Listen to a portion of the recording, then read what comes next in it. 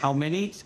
I don't know. Halifax doesn't know how many rideshare drivers it has due to a lack of data sharing between the companies, such as Uber, and the city. A disappointing surprise for city councillors. That troubles me. But the new acting manager of licensing standards says companies will soon act. They have committed to start that data next month. Currently, HRM licenses taxi drivers individually and rideshare companies as whole entities. So if there's an issue with a driver, the city can issue a $235 fine to the company or revoke the company's license. Councillor Kathy Daigle-Gammon was taken aback learning staff found a gap in regulations regarding rideshare driver eligibility to work if they have a criminal conviction, especially having 26 nieces or nephews. If I think that one of them is in a car with a driver who had a criminal conviction, then I feel awfully responsible as I sit in the Michigan as we have to make this vote. Currently, rideshare companies, or TNCs, collect background checks while taxi drivers submit them to the city. Staff recommended more oversight of ride-sharing companies, bringing them in line. Uber has said that would add costs for drivers and require duplicated training. The TNCs should be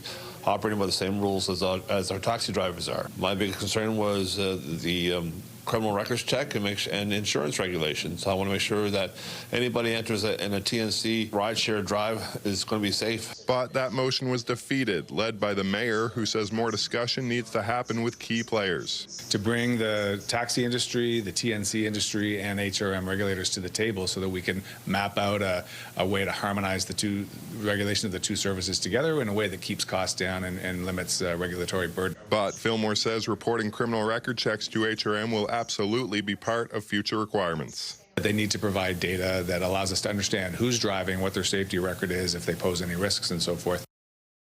The mayor highlighted the staff recommendation would have gone against almost all other cities in the country.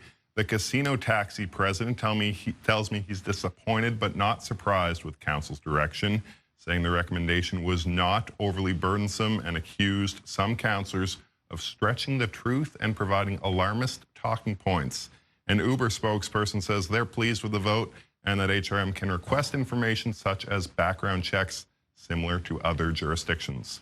Todd. All right, but that doesn't necessarily put the issue to bed. You said there could be more down the road. Absolutely. There was more to come for sure. All right, we'll watch for that. CTV's Callum Smith in the news center with us tonight.